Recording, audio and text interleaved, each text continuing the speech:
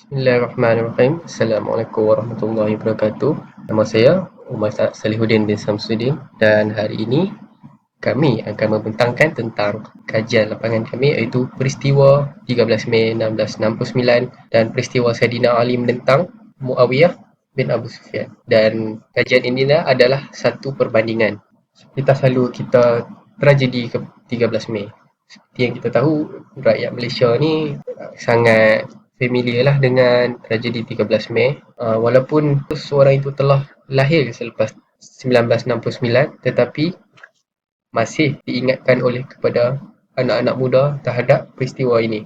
Okey, peristiwa ini berlaku selepas pilihan raya dan pergaduhan antara bangsa, antara dua bangsa iaitu Melayu dan Cina. Dan isu kekauman di Malaysia ini bukanlah satu perkara yang luar biasa. Ianya sebenarnya sudah biasa dan sudah lama terpendam dan akhirnya meletus pada 13 Mei sehingga terlalu parah dan perlu diisytiharkan darurat. Okey, ini adalah gambar sewaktu tragedi. So kita boleh lihat di sini rakyat-rakyat Cina berarak sambil melaungkan perkara-perkara yang negatif dan menunjukkan perbuatan yang menghina orang Melayu. Dan gambar di tengah ni merupakan panggung wayang dibakar oleh kaum Cina. Perang Siffin pula. Sepintas lalu.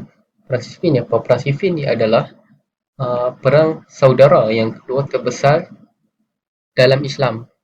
So, Perang Jamal, selepas Perang Jamal adalah perang antara Saidina Ali dengan Muawiyah.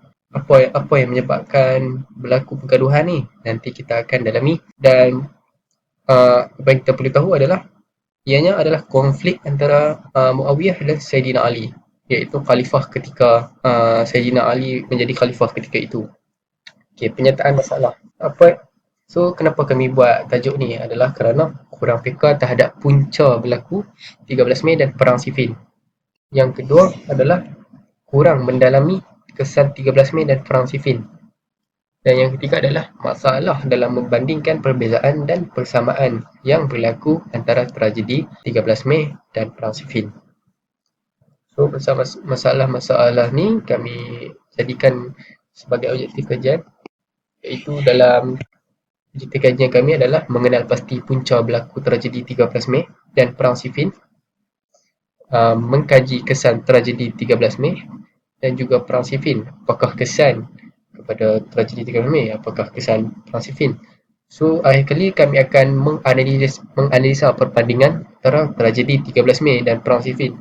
Apa yang kami boleh bandingkan? Apa yang berbeza? Apa yang sama? So, itu saja dalam pengenalan. Terima kasih. Assalamualaikum warahmatullahi wabarakatuh. Nama saya Lokman Hakim Mirozi. Nombor pelajar saya ialah 2019-217-352. Hari ini saya akan membentangkan tentang kajian literatur. Okey, dalam bahagian kajian literatur ini akan menerangkan serta menganalisis tentang insiden 13 Mei 1969 serta Perang Siffin.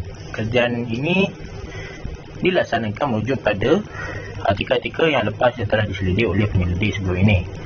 Artikel-artikel tersebut dijadikan sebagai rujukan untuk menjelaskan latar belakang insiden-insiden tersebut serta punca-punca yang cenderung pada kejadian tersebut. Hal ini disebabkan memberi bayangan serta kefahaman yang jelas mengenai objektif kajian yang dilaksanakan mengenai 13 Mei 1969 dan Perang Siffin. Okey, kita pergi pada punca 13 Mei. Antara puncanya adalah layanan barat sebelah oleh tentera Jepun. Hal ini demikian kerana semasa pemerintahan Jepun di Tanah Melayu, tak semua masyarakat di Tanah Melayu dapat layanan yang sama oleh tentera Jepun. Misalnya masyarakat Cina dilayang begitu teruk oleh tentera Jepun bagi masyarakat Melayu. Hal ini berikutan kerana peperangan Jepun berlaku berikutan peperangan Jepun dan Cina yang mana masing-masing menyimpan dendam. Tambahan pula semasa kedatangan Jepun di Tanah Melayu yang kononnya membebaskan Tanah Melayu oleh British disambut meriah oleh masyarakat Melayu. Dari peristiwa itu bermulanya pemusuhan antara Melayu dan Cina. Okey, seterusnya dasar pecah dan perintah British di Tanah Melayu. Dasar ini dilaksanakan British untuk mengelakkan perpaduan kaum yang dikhawatiri akan mengancam mereka. Tambahan pula, tindakan tersebut membolehkan mereka mengekalkan kuasa serta kedudukan. Okey. Misalnya, orang Melayu ditempatkan di luar bandar untuk menjadi petani atau nelayan kecil. Orang Cina ditempatkan di bandar untuk melakukan perniagaan dan kerja melombong, dan orang India ditempatkan di estet untuk menjadi buruh kasar dan pekerja ladang. Kesannya, berlaku prasangka antara kaum dan interaksi kaum hanya berlaku di pasar dan pejabat sahaja. Okey, yang ketiga, latar belakang pendidikan yang berlainan. Ini disebabkan terdapat 4 aliran pendidikan pada zaman British, iaitu Melayu, Cina, India dan Inggeris, yang mana masing-masing mempunyai kurikulum tersendiri. Yang mana sekolah Melayu hanya menekankan kemahiran menulis, membaca dan mengira pada peringkat rendah sahaja. Sekolah Cina dan India lebih menekankan pada pendidikan negara asal. Manakala bagi sekolah Inggeris terbuka pada golongan bandar, yang mana kita tahu golongan bandar ni kebanyakan daripada mereka ialah golongan Cina dan India. Disebabkan hal ini berlakunya ketidakseragaman dalam bahasa, identiti dan fahaman. Seterusnya, parti politik. Tunku Abdul Rahman mengekalkan keanggotaan MCA dalam perikatan, maka PAP yang tak berjaya untuk sertai mula menyerang UMNO dan orang Melayu dalam kempen mereka. Misalnya, mereka mengutarakan kedudukan istimewa orang Melayu, soal bahasa serta taraf bumi putera orang Melayu. Hasilnya, perikatan hilang pengaruh pada pilihan raya 10 Mei 1969. Kelemahan ini membuktikan bahawa segala kelemahan yang didedahkan oleh pembangkang, lebih-lebih lagi dari parti DAP, iaitu Parti Tindakan Demokratik, yang merupakan sepihak parti PAP mendapat sambutan dari kalangan rakyat, malah dikatakan berjaya meniup api perkauman. Okay, seterusnya, Perang Siffin. Perang Siffin ni kita tahu peperangan yang melibatkan orang Islam dengan orang Islam, dan peperangan ini melibatkan pihak Muawiyah bin Abu Sufyan dan Saidina Ali bin Abi Talib. Peperangan tersebut berlaku di tebing Furat yang terletak di Syam yang kini dikenali sebagai Syria. Peperangan ini disebabkan oleh pembunuhan Saidina Uthman bin Affan kerana kelewatan Saidina Ali dalam menangkap pembunuh Saidina Uthman. Dalam Perang Siffin ini, saya akan ceritakan kronologi. Pada mulanya, Saidina Ali mempunyai bala tentera sebanyak 50,000 orang, manakala Muawiyah mempunyai bala tentera sebanyak 40,000 orang saja. Peperangan tersebut berlanjutan sehingga 3 hari. Ketika itu, kedua-dua belah pihak sudah kehabisan senjata sehingga mereka bertempur menggunakan tangan. Amr al-Ash kemudian mencadangkan bahawa digunakan Al-Quran untuk membuat perundingan. Saidina Ali mengarahkan tenteranya untuk terus berjuang dengan mendakwa Muawiyah melakukan helah ketika beliau hampir kalah, tetapi tidak diikuti. Akhirnya, Ali mematuhi kehendak pihak Muawiyah demi keamanan. Dalam proses rundingan tersebut melibatkan Abu Musa al-Ash'ari di pihak Saidina Ali, walaupun Abu Musa bukanlah pilihan pertama Saidina Ali, dan Amir al-As di pihak Muawiyah. Rundingan tersebut dimulakan pada bulan Ramadan tahun 37 Hijrah. Mengajak Abu Musa untuk menolak kedua-duanya dan membiarkan orang Islam sendiri yang tentukan pemimpin mereka, dengan memikirkan bahawa cara tersebut lebih adil. Abu Musa pada mulanya menganggap Amr membuat keputusan terlebih dahulu, tetapi Amr memberi laluan kepada Abu Musa atas dasar hormat kepada Saidina Ali. Akhirnya Abu Musa mengumumkan bahawa biarlah orang Islam memilih khalifah untuk dilantik. Tetapi apabila sampai giliran Amr, beliau mengiktiraf pula Muawiyah sebagai pemimpin. Kesannya, pengikut Saidina Ali berpecah, iaitu sebanyak 12,000 orang berpecah dari tentera utama. Walaupun Ali berjaya memujuk tentera tersebut, ia hanyalah sementara, dan tentera tersebut menjadi teras pada golongan Khawarij. Disebabkan tiada keputusan yang dicapai, keadaan sedia ada berterusan, yang mana Muawiyah memerintah Syria dan Mesir, dan Saidina Ali selebihnya. Hubungan kedua-duanya kekal suram sehingga Saidina Ali dibunuh oleh golongan Khawarij. Akhirnya, dunia Islam bersatu kembali di bawah pemerintahan Muawiyah. Sekian daripada saya. Terima kasih. Assalamualaikum warahmatullahi wabarakatuh. Nama saya Muhammad Amir Irfan bin Azwang dan saya akan menerangkan mengenai metodologi kajian bagi kajian peristiwa 13 Mei 1969 dan juga Perang Siffin. Okey, untuk reka bentuk kajian kami menggunakan kaedah mendalam temu bual, di mana instrumen kajian pula kami menggunakan borang temu bual tetapi melalui atas talian menggunakan aplikasi WhatsApp. Okey, untuk pensimpulan kajian kami menggunakan pemerhatian di mana kami memerhati latar belakang responden dan juga kemudahan berkomunikasi. Latar belakang responden kami memerhatikan di mana responden ini mempunyai ilmu pengetahuan yang meluas tentang sejarah 13 Mei dan juga Perang Siffin. Dan kemudahan berkomunikasi pula, kami mencari responden yang mudah untuk dihubungi dan yang kami kenali agar kami lebih mudah untuk membuat temu bual.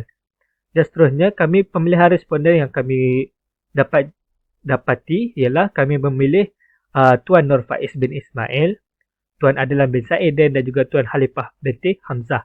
Latar belakang responden kami seperti yang tertera di dalam slide kami. Seterusnya, pengedaran borang temu bual kami edarkan melalui aplikasi WhatsApp. Untuk senarai soalan temu bual, ini adalah tiga soalan temu bual yang kami tanyakan yang kami kemukakan pada responden-responden kami. Pertama ialah punca peristiwa, yang kedua ialah implikasi kepada masyarakat dan negara dan yang ketiga ialah perbandingan. Untuk analisa kajian kami ada pemberian data. Di mana pemberian data ini adalah kami menyalin semula perbualan di dalam WhatsApp itu ke atas dokumen kami dan juga membuat catatan baik. Dan seterusnya ialah kami ada pengindeksan di mana kami akan tetapkan kod sebagai contoh. Nama responden Nur Faiz bin Ismail, kami akan memilih inisial nama seperti Faiz, kami akan letak F sebagai kod dalam hasil kajian kami. Untuk seterusnya adalah memahami data, iaitu kami akan membaca skrip berkali-kali agar kami dapat memahami pendapat mereka dan seterusnya penghasilan kategori dan konsep di mana kami buat jadual dan kategorikan setiap pendapat dan juga soalan yang kami berikan agar mudah untuk kami khususkan lagi kajian kami. Assalamualaikum warahmatullahi wabarakatuh. Nama saya Muhammad Amiruddin bin Zainuddin. Saya akan membentangkan dapatan kajian dan bincangan. Yang pertama adalah punca berlakunya peristiwa di antara 13 Mei 1969 dan Perang Siffin. Bagi Ustaz Faiz, punca berlakunya peristiwa 13 Mei adalah disebabkan pertelingkahan parti politik antara orang Melayu dan orang Cina, manakala Perang Siffin berpunca daripada iri hati di sebelah pihak, iaitu pihak Muawiyah kepada pihak Saidina Ali. Seterusnya bagi Dr. Halifah Hamzah, punca berlakunya peristiwa 13 Mei 1969 adalah disebabkan masyarakat Melayu yang miskin tidak berpuas hati dengan masyarakat Cina yang pada waktu itu memonopoli ekonomi negara. Bagi Perang Siffin, punca berlakunya adalah disebabkan Muawiyah dipecat dari menjadi Gubernur negara. Hal ini kerana Muawiyah bercita-cita untuk menjadi khalifah, tetapi akhirnya dipecat. Setelah itu Muawiyah telah salah faham antara Muawiyah dengan Ali menyebabkan Perang Siffin berlaku. Bagi Ustaz Adlan Saiden pula, punca berlakunya peristiwa 13 Mei terdapat dua kategori, iaitu dari segi ekonomi dan dari segi politik. Dari segi ekonomi, kerajaan pada waktu itu gagal menguasai ekonomi negara. Dari segi politik, kerajaan gagal menguasai negara walaupun mereka mempunyai bilangan kerusi yang tinggi pada waktu itu. Bagi Perang Siffin pula, punca berlakunya adalah disebabkan berpunca dari khilaf politik yang dimainkan oleh Muawiyah bin Abu Sufyan.